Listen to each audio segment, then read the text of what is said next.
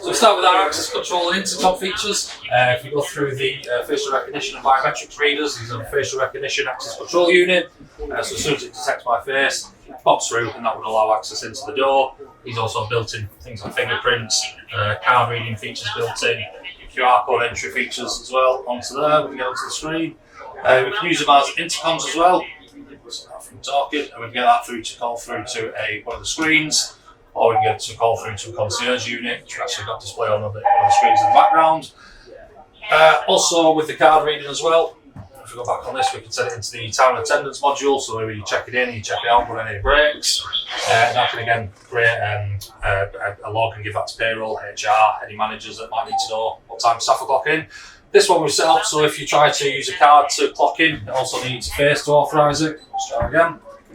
There we go, so you can't just steal my card and let yourself in, you do need a face, or you can use a fingerprint to authorise the card as well.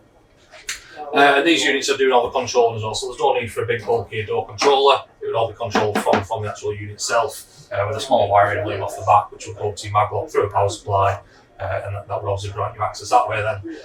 The end one is doing all the same features, but it's also doing the temperature measurement. So again, through the height of COVID, anybody who might be above a certain temperature, we would also obviously not let them in if they are presenting a fever at that point. We also have intercoms as well, so video intercom, which are a video CCTV manufacturer, so everything will have the video features in.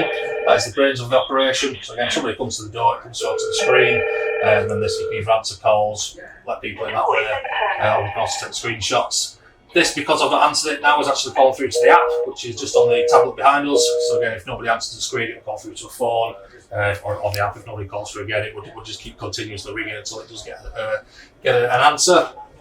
With these are Android based, so you can install third-party apps on this, things like Spotify, Hive Heating. We can also live view any additional cameras that are on the system as well. And that comes up. So this is one of the cameras that would go outside, and then if there was somebody up to no good, we could take a screenshot of them from there. This is the modular version, so these are all interchangeable, so if you don't want the keypad, you can swap that out for a LCD touchscreen or again, a card reader. It depends on what the site needs. All the same sort of principle. Somebody comes along, presses a button, it comes up onto the screen, then of who's there, you can physically see this. All the door control is done from the unit itself. Again, just on the back of this is a couple of terminals, which similar to how this works. This is what's going to kill the power up to your maglock and give you access that way then. And then finally we have the access controller, as people know it. These come in a 1-door, 2-door and a 4-door. With the 4-door controller we can have up to 8 readers, so we can do true read in, read out on all 4 doors. And then we've got all the safety features, so we've got the RCD for the power supply, the fire alarm relays off. If the fire alarm is off, all the access control is going to pick up.